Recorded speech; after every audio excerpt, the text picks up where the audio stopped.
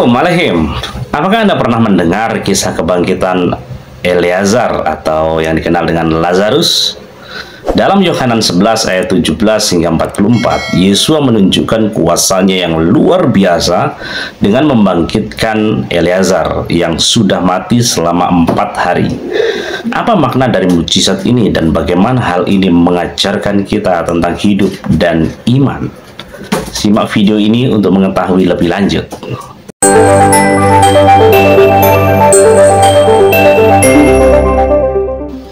Kisah kebangkitan Lazar atau Eleazar terdapat dalam Injil Yohanan 11 ayat 17 hingga 44. Ini adalah salah satu mujizat besar yang dilakukan oleh Yeshua yang menunjukkan kuasanya atas kehidupan dan kematian. Latar belakang Eleazar, saudara perempuan Marta dan Maria, tinggal di Betania.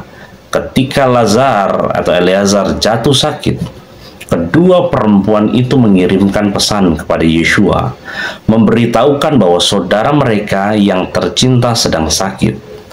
Namun, Yeshua sengaja menunda kedatangannya selama 2 hari setelah mendengar berita tersebut. Dan kita melihat mengenai perjalanan menuju Betania. Setelah 2 hari berlalu, Yeshua berkata kepada murid-muridnya bahwa Eleazar telah meninggal dan dia pergi untuk membangkitkannya. Ketika Yesus tiba di Betania, Eleazar sudah berada di dalam kubur selama 4 hari. Dan pertemuan dengan Marta dan Maria, di mana Marta datang menemui Yeshua terlebih dahulu dan mengungkapkan rasa sesalnya karena Yeshua tidak datang lebih awal. Marta berkata kepada Yeshua bahwa jika Yeshua hadir, saudaranya pasti tidak akan mati, tetapi ia tetap percaya bahwa apapun yang Yeshua minta kepada Elohim akan diberikannya. Yeshua menjawab, "Aku adalah kebangkitan dan hidup. Barang siapa percaya kepadaku, meskipun ia sudah mati, ia akan hidup." Amin. Haleluya. Luar biasa. Kemudian kita melihat bagaimana Maria juga datang menemui Yeshua dan menangis di hadapannya. Yeshua merasa tergerak oleh penderitaan mereka dan menangis, menunjukkan kepedulian dan kasih Yeshua yang begitu luar biasa. Yeshua membangkitkan Eleazar. Yeshua kemudian meminta agar batu yang menutupi kubur Eleazar digulingkan. Marta mengingatkan Yeshua bahwa sudah 4 hari Eleazar mati dan bau busuk pasti sudah busuk. Namun Yeshua berkata bahwa jika mereka percaya, mereka akan melihat kemuliaan Elohim. Setelah batu digulingkan, Yeshua mengangkat wajahnya dan berdoa kepada Bapanya, mengucapkan terima kasih karena Bapa selalu mendengarkannya. Luar biasa. Kemudian Yeshua berseru dengan suara nyaring, "Eleazar, marilah keluar." Eleazar yang sudah mati itu bangkit dan keluar dari kubur dengan tangan dan kaki terikat kain kafan dan wajahnya tertutup dengan kain peluh. Yeshua kemudian berkata kepada orang-orang yang ada di sana, "Lepaskanlah dia dan biarkan dia pergi." Apa yang menjadi makna dan dampak? Kebangkitan Eleazar adalah tanda besar yang menegaskan kuasa Yeshua atas kematian dan pembuktian bahwa dia adalah Mesias, Putra Elohim. Mujizat ini mengarah pada keyakinan banyak orang, namun juga memicu rencana para pemimpin agama untuk membunuh Yeshua karena takut popularitasnya yang semakin meningkat. Kebangkitan Eleazar bukan hanya sebuah mujizat fisik, tetapi juga sebuah pengajaran spiritual yang menunjukkan bahwa Yeshua memiliki kuasa untuk memberikan kehidupan, baik secara fisik maupun secara rohani. Dalam kata-katanya, "Aku adalah kebangkitan dan hidup." Yesua menyatakan bahwa Dia adalah sumber kehidupan yang abadi bagi setiap orang yang percaya kepadanya. Amin. Kita saksikan video pengajaran berikut ini. Bapak Yahweh memberkati saudara sekalian. Pagi ini saya akan mengajak untuk kita bersama-sama merenungkan firman Tuhan. Saudara-saudara, mari kita buka di dalam kitab Yohanan pasalnya yang ke-11, dan kita akan mulai membaca dari ayat 11 sampai ayat 44. Yohanan pasal 11, kita mulai membaca ayat 17 sampai ayat 44. Saya tunggu sampai Bapak Ibu Saudara menemukan ayat ini. Yohanan atau Yohanes 11 ayat 17 sampai 44. Kalau sudah ketemu, saya akan bacakan untuk saudara. Demikianlah bunyinya. Kemudian ketika tiba, Yesua mendapati dia sudah 4 hari berada di dalam kubur.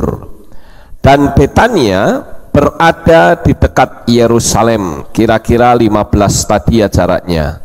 Dan banyak dari antara orang-orang Yahudi telah berdatangan ke sekeliling Marta dan Maria, agar mereka dapat menghibur keduanya berkenaan dengan saudara laki-laki mereka. Lalu ketika Marta mendengar bahwa Yesua datang, dia menjumpainya. Tetapi Maria tetap duduk di dalam rumah. Kemudian Marta berkata kepada Yesua, "Tuhan, seandainya engkau ada di sini, saudaraku tidak akan mati. Namun sekarang pun aku mengetahui bahwa apa saja yang sekiranya engkau minta kepada Elohim, Dia akan memberikannya kepadamu." Yesua berkata kepadanya, "Saudaramu akan bangkit." Marta berkata kepadanya, "Aku tahu bahwa dia akan bangkit dalam kebangkitan pada akhir zaman." Yesua berkata kepadanya, "Akulah kebangkitan dan hidup. Siapa yang percaya kepadaku, walaupun sudah mati, dia akan hidup. Dan setiap orang yang hidup serta percaya kepadaku, sekali-kali tidak akan mati sampai selama-lamanya. Percayakah engkau akan hal ini?" Dia berkata kepadanya, "Ya Tuhan, aku percaya bahwa engkaulah Mesias, Putra Elohim yang datang ke dunia." Dan setelah mengatakan hal-hal itu, ia pergi memanggil Maria, saudara perempuannya, secara diam-diam sambil mengatakan, "Guru hadir dan dia memanggil engkau." Ketika dia mendengar hal itu, ia segera bangun dan datang kepadanya. Dan Yesua belum tiba di desa itu. Dia masih berada di tempat di mana Marta menjumpainya. Kemudian orang-orang Yahudi yang berada bersamanya di rumah dan sedang menghiburnya ketika melihat Maria bahwa dia bangkit dan cepat-cepat keluar, mereka mengikutinya sambil berkata, "Dia pergi ke kubur untuk meratap di sana." Selanjutnya ketika Maria tiba di tempat Yesua berada, setelah melihatnya, dia tersungkur di kakinya seraya berkata kepadanya, "Tuhan, jika engkau ada di sini, saudara laki-lakiku itu tentu tidak akan meninggal." Lalu Yesua melihat dia sedang meratap, dan orang-orang Yahudi yang datang bersamanya sedang meratap. Dia mengerang dalam roh dan bersusah hati, dan dia berkata, "Di mana kamu meletakkan dia?" Mereka berkata kepadanya, "Tuhan, marilah dan lihatlah." Yesua pun menangislah.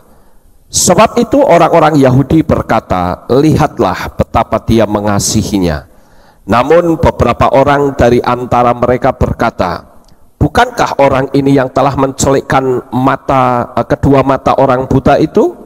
Dia pun sanggup untuk melihat supaya orang itu tidak meninggal."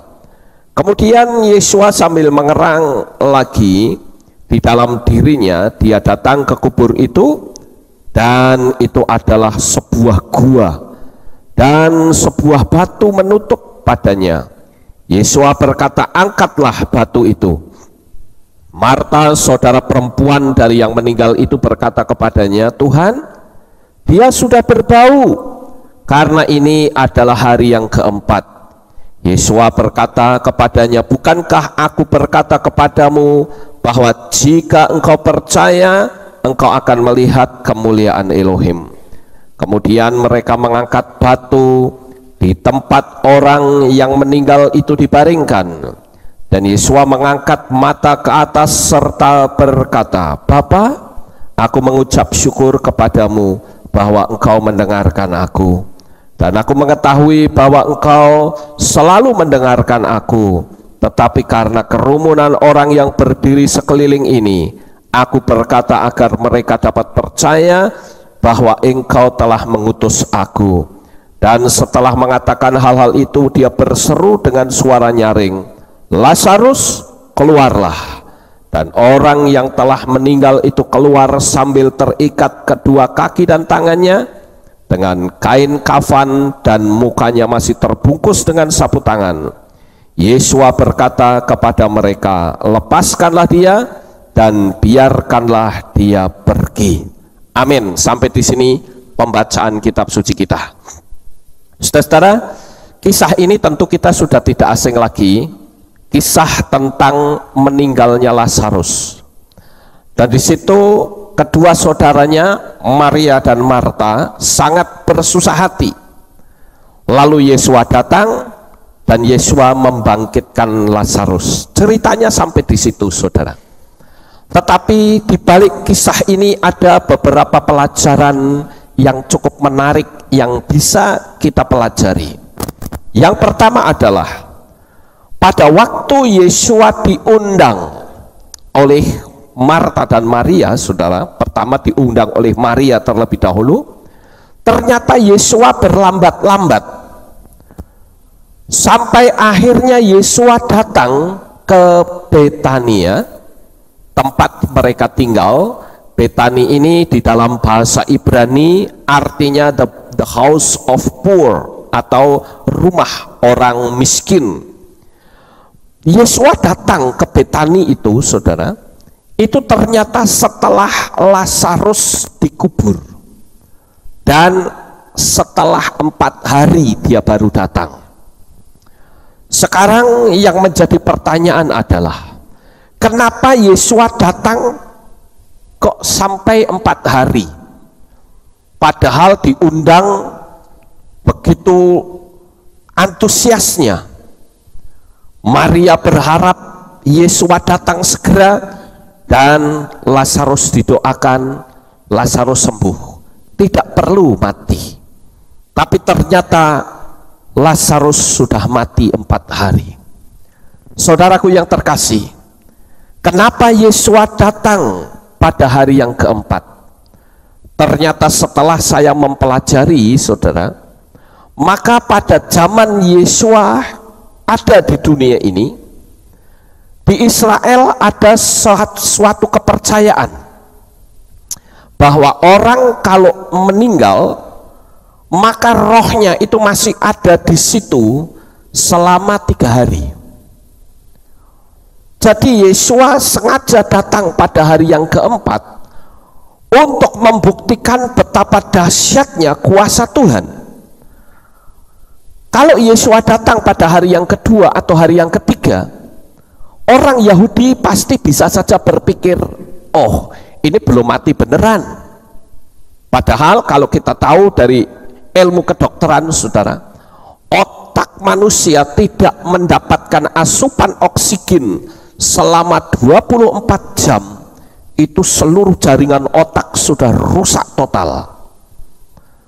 Jadi di sini kita melihat Yesua datang sengaja pada hari yang keempat agar melewati mitos yang ada pada masa itu, bahwa ketika orang meninggal, rohnya masih ada di situ selama 3 hari, belum pergi katanya. Itu sebabnya Yesua mematahkan segala mitos yang ada, yang membuktikan bahwa ada kuasa yang lebih besar dari segala kuasa yang ada di atas muka bumi ini. yang tidak mungkin bisa dilakukan oleh manusia biasa. Bapak Ibu Saudaraku yang terkasih, hal yang pertama yang kita lihat di sini adalah Yesua membuktikan bahwa dia jauh lebih berkuasa dari roh maut, saudara. Sekalipun roh Lazarus itu sudah pergi meninggalkan tubuhnya, mungkin bertriliun-triliun kilometer jaraknya, tetapi dia bisa kembali dalam sekejap.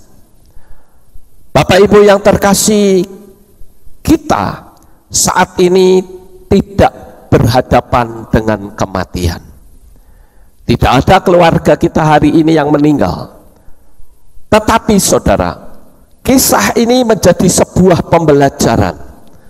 Mungkin ada yang meninggal di keluarga kita, tetapi di sisi yang lain, misalnya ekonomi saudara yang mati, kasih saudara yang mati, atau mungkin damai sejahtera saudara yang mati. Jadi kalau ekonomi saudara yang mati, apa yang terjadi? Ya, saudara tidak akan punya uang, saudara akan hidup dalam kemiskinan terus. Kalau damai sejahtera saudara yang mati, maka hidup saudara tiap hari hanya diwarnai oleh kemarahan, tidak ada damai sejahtera, tidak ada sukacita. Apa yang mati pada hari ini? Coba kita renungkan, saudara. Yesua bisa membangkitkan orang mati. Kita pun akan belajar seperti Yesua. Jikalau ada kematian-kematian yang ada dalam rumah tangga saudara, seperti yang tadi saya sebut, saudara bisa mencontoh Yesua. Saudara katakan kepada hal-hal yang mati itu, hai ekonomiku yang mati, aku katakan bangkit dalam nama Yesua HaMasiah. Saya percaya ekonomi saudara bangkit kembali.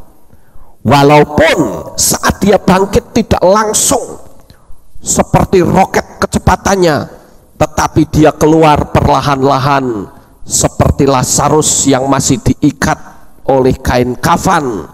Dia harus berjalan pelan-pelan, dan di situ menunjukkan saudara bahwa apa yang mati tidak mustahil bagi Tuhan. Bagi manusia mungkin mustahil, apalagi 4 hari. Tadi saya mengatakan 1 hari saja otak manusia tidak menerima asupan oksigen, otak itu sudah hancur, saudara, sudah kayak bubur. Apalagi 4 hari. Saudara bisa bayangkan macam apa otak manusia itu. Pasti sangat mustahil untuk bisa hidup. Tetapi kuasa firman Yahweh di dalam Yesua HaMasiah mengatasi segala kemustahilan. Amin. Nah, saudaraku yang terkasih, sekali lagi kita lihat diri kita. Benarkah dalam hidupmu ada kematian? Saya sering menemukan ada begitu banyak orang-orang yang damai sejahteranya sudah mati, sehingga kehidupan sehari-hari hanya diwarnai kemarahan dan kemarahan. Padahal orang yang marah-marah itu rezekinya jauh, saudara. Oleh karena itu coba saudara periksa, bila perlu saudara catat, 1 hari ini saya marahnya berapa kali, lalu dicoba besok apakah bisa berkurang kadarnya, apakah bisa berkurang atau semakin meningkat. Kalau semakin meningkat berarti semakin parah, saudara. Itu perlu dibangkitkan. Ucapkan kata-kata, ya, hai damai sejahtera, turun atasku. Aku menjadi seorang yang penyabar, aku menjadi seorang yang penuh damai sejahtera. Undang kekuatan Tuhan masuk dalam hidup saudara, sehingga perjalanan hidup kita akan kita lalui dengan nyaman. Apa enaknya sih hidup marah-marah, saudara? Nggak enak sama sekali. Akan mendatangkan aura buruk dalam rumah tangga saudara, yang akan membuat rezeki atau berkat itu semakin hari semakin jauh. Hal yang kedua yang kita tarik kesimpulan adalah, kita lihat di ayat 23 dan 24 begini saudara. Yesua berkata kepadanya, saudaramu akan bangkit. Marta berkata kepadanya, aku tahu bahwa dia akan bangkit dalam kebangkitan akhir zaman. Saya mau tanya, Marta percaya kebangkitan atau tidak? Percaya, tapi nanti saudara. Bukankah kita seringkali seperti itu saudara? Kita percaya mujizat itu terjadi, tapi nanti. Tapi Tuhan ajarkan di sini bahwa ketika kita mengucapkan kata-kata iman, ekonomiku bangkit, maka pikiran saudara harus membayangkan bahwa hari ini ada mujizat besar, hari ini ada kebangkitan dalam ekonomi saudara. Amin. Doa tidak lagi minta-minta terus, tetapi bersyukur karena saudara meyakini bahwa ekonomi saudara bangkit. Saudara meyakini bahwa damai sejahtera saudara sudah datang. Dan saya percaya saudara, apa yang saudara imani dan yakini akan terjadi. Bukan nanti seperti Marta bilang, oh nanti waktu kebangkitan orang mati. Tuhan bilang sekarang. Makanya Yesua berkata dalam doa, dia ajarkan Markus 11 ayat 24, apa saja yang kamu minta dan doakan, percayalah bahwa kamu telah menerimanya. Telah. Jadi di alam supranatural di pikiran saudara itu telah. Kalau saudara berkata telah, berarti alam roh saudara sudah dapat, dan itu akan terjadi di dunia yang fisik saudara. Jangan kita mau dibohongi dengan pola pendidikan dunia yang berkata, lihat dong realitanya seperti apa, nggak usah ngomong gede, ya itu biarkan saja mereka bicara. Tetapi kita juga berhak untuk bicara iman, bahwa hari-hariku akan kulalui dengan damai sejahtera, dengan sukacita, dengan kemuliaan Bapa Yahweh yang menguasai hidup kita. Amin. Ya. Kemudian yang berikutnya saudara, Marta dan Maria itu ternyata menyalahkan Tuhan yang seolah-olah datang terlambat. Di ayat 21 dan ayat 32 saya bacakan pernyataan Maria, dan ayat 32 pernyataan Maria. Yang pertama Marta dan yang kedua Maria. Ayat 21. Kemudian Marta berkata kepada Yesua, Tuhan, seandainya engkau ada di sini, saudaraku tidak akan mati. Seandainya engkau ada di sini, saudaraku tidak akan mati. Sekarang kita lihat pernyataan Maria di ayat 32. Selanjutnya, ketika Maria tiba di tempat Yesua berada, setelah melihatnya dia tersungkur di kakinya seraya berkata kepadanya, Tuhan, jika engkau ada di sini, saudara laki-lakiku itu tentu tidak akan meninggal. Di sini saya mengindikasikan bahwa Marta dan Maria itu cenderung untuk menyalahkan Yesua, seolah-olah Tuhan, engkau datang kemari terlambat, sudah percuma, tidak perlu lagi kita bahas tentang apa yang disebut kematian, toh dia tidak bisa bangkit, percuma, apalagi sudah 4 hari ya nggak bisa bangkit, terlambat sudah. Saudara yang terkasih, bukankah ketika ada malapetaka, ketika ada sesuatu peristiwa yang menimpa hidup kita yang sangat tidak mengenakkan.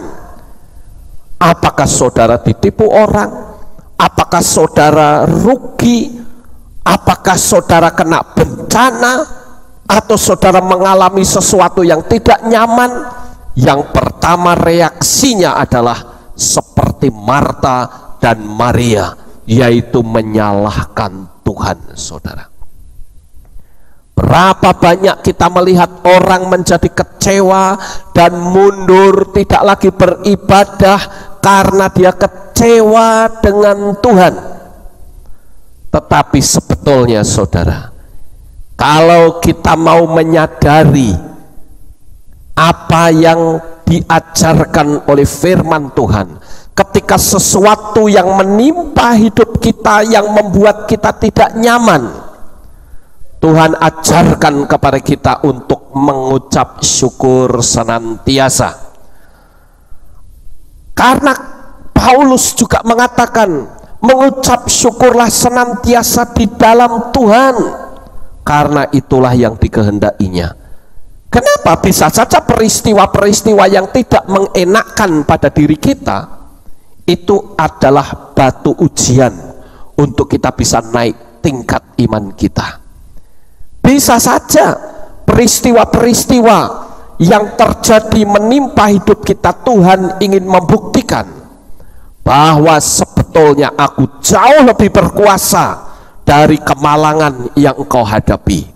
Amin. Saudara, mari kita belajar. Memang mungkin saudara bisa berkata, Pak Lukas bisa ngomong begitu, coba ngalami. Saudara, kita sedang sama-sama belajar. Saya pun juga belajar.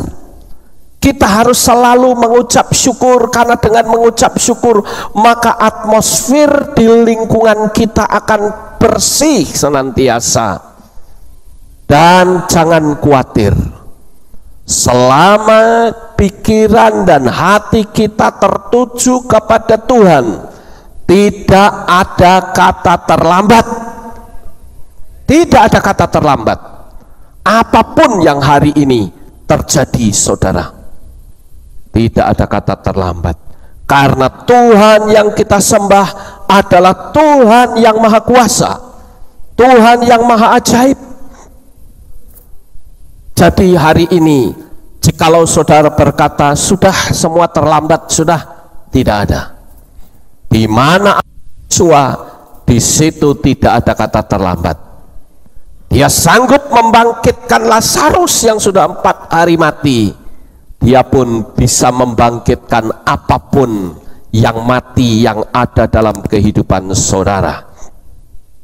Saudaraku yang terkasih, bagian yang terakhir kita melihat di ayat yang ke-39. Yesua berkata, angkatlah batu itu. Marta, saudara perempuan dari yang meninggal itu, berkata kepadanya, Tuhan, dia sudah berbau, karena ini adalah hari keempat. Yesus nggak peduli mau hari keempat kayak mau hari ke-100 kayak mau hari ke-20 kayak, nggak peduli saudara. Pokoknya kalau Yesus berkata angkat batu itu, berarti di balik kata-kata itu pasti akan datang mujizat. Tapi rahasia datangnya mujizat adalah angkat batu dulu. Apa artinya, saudara? Artinya adalah batu-batu penghalang harus disingkirkan. Ketika batu penghalang itu disingkirkan, maka kebangkitan itu terjadi. Apa yang dimaksud dengan batu ini, saudara? Batu ini bicara tentang energi negatif. Batu itu bisa saja saya sebut batu kesombongan kita, batu kebencian kita, batu ketidakjujuran kita, segala batu-batu yang menjadi penghalang kehidupan itu harus disingkirkan terlebih dahulu. Dan ketika batu itu tersingkir, maka sudah dipastikan mujizat itu ada. Ketika Yesus berkata angkat batu, jawab Maria, Tuhan, dia sudah bau. nggak apa-apa, yang penting angkat, mau bau kayak mau apa, itu kan pola pikir manusia, saudara. Tetapi luar biasa, apa yang dipikirkan manusia secara logik, Yesua mengatasi logik. Yesua mengatasi logika yang ada di pikiran manusia. Kalau hari ini saudara berhadapan dengan apa yang namanya unlogic, atau sesuatu yang tidak logis, tidak masuk akal, saudara harus pakai cara-cara yang tidak masuk akal pula. Dan saya percaya yang tidak masuk akal akan dibenturkan dengan yang tidak masuk akal, maka akan terjadi masuk akal, saudara. Amin. Karena kekuatan yang Tuhan berikan itu betul-betul masuk akal, saudara. Karena dia adalah maha kuasa. Kalau dia maha kuasa, ya sudah, apapun yang terjadi kita serahkan saja sama Bapak Yahweh. Dia pasti punya satu rencana-rencana besar untuk hidup kita, dan Tuhan akan nyatakan mujizatnya yang sangat luar biasa. Nah, Bapak Ibu Saudaraku yang kekasih, di sini kita melihat Marta itu membuat suatu alasan yang nampaknya masuk akal. Kadangkala alasan-alasan yang masuk akal itu menjadi penghambat datangnya mujizat. Saya yakin di hati nurani saudara pasti sudah diberitahu oleh Roh Kudus apa alasan-alasan yang nampaknya masuk akal. Itu selalu depannya ada kata tetapi. Itu selalu, saudara. Kalau saya perhatikan alasan yang dibuat masuk akal adalah selalu ada tetapi. Ini begini, tetapi. Nah, kalau sudah tetapi belakangnya alasan-alasan, saudara. Tetapi hari ini buang semua itu. Katakan, Tuhan, hari ini aku mau mujizat itu datang kepadaku. Aku buang segala batu-batu yang menjadi penghambat di dalam hidupku. Dalam nama Yesua HaMasiah, segala batu kesombongan keluar. Dalam nama Tuhan Yesua HaMasiah, segala batu kebencian, batu ketidakjujuran, dan segala batu energi-energi negatif yang ada di dalam hidupmu, aku singkirkan semuanya. Dan kubur itu terbuka, saudara. Setelah kubur terbuka, selesai? Tidak. Harus ada nubuatan yang diucapkan. Ada banyak orang bernubuat dulu, batunya masih ada. Nah, ini kebalik, saudara. Dari peristiwa ini, singkirkan dulu batunya, batu-batu yang buruk tadi disingkirkan, baru ngomong. Nah, itu mujizatnya baru muncul, saudara. Jangan ngomong dulu tapi masih ada batu, nggak bisa keluar mayatnya, saudara. Tidak bisa keluar kematian itu. Tetapi ketika batunya disingkirkan, bernubuat atas apa yang ada dalam kematian hidup kita, pasti terjadi. Sekarang buktikan. Nanti saudara pulang, ketika saudara berhadapan dengan batu-batu yang ada pada diri saudara, saudara katakan, Tuhan, hari ini betul-betul saya akan buang semua batu yang ada dalam diri saya. Dalam nama Yesua HaMasiah, saudara bikin pengakuan semuanya, ya, saudara katakan, aku buang, dan itu dengan hati yang tulus. Lalu saudara katakan, hai kematian, aku perintahkan kamu menjadi hidup kembali. Nah, di situ saudara tinggal semaunya saudara menubuatkan hal-hal yang baik untuk diri saudara. Tetapi sebelumnya singkirkan dulu batunya, saudara. Batunya singkirkan, udah terserah saudara mau menubuatkan apa, pasti jadi. Ya, kalau Yesua menubuatkan Lazarus keluar kamu, memang dia tidak segera keluar lalu lari menemui Yesua, tidak, dia masih diikat kain kafan, dia keluar loncat-loncat, saudara. Tapi begitu sudah keluar, dia minta tolong sama orang-orang, lepas kain kafannya, dan disitulah Lazarus bebas sama sekali. Dan ini membuktikan Ketika saudara sudah membuang batu-batu, saudara bernubuat, percayalah, alam roh itu meresponi kata-kata kita, saudara. Mungkin ada di antara keluarga saudara yang belum bertobat, saudara bisa lakukan itu. Tuhan, aku mengasihi mereka. Nubuatkan, bayangkan orang ini datang kepada Tuhan, ya, dan yakini bahwa apa yang saudara ucapkan itu terjadi, maka hal itu terjadi. Jadi hari ini tidak ada kata terlambat di hadapan Tuhan. Semuanya pasti terjadi dalam hidup saudara. Sukses besar untuk saudara. Bapak Yahweh memberkati. Haleluya. Semoga kisah kebangkitan Eleazar ini menguatkan iman kita dan mengingatkan kita akan kuasa Yesua yang mampu memberi kehidupan. Jangan lupa untuk like, share, dan subscribe untuk mendapatkan lebih banyak video inspiratif lainnya. Bapak Yahweh, Besem Adoni Yeshua Masya memberkati. Shalom.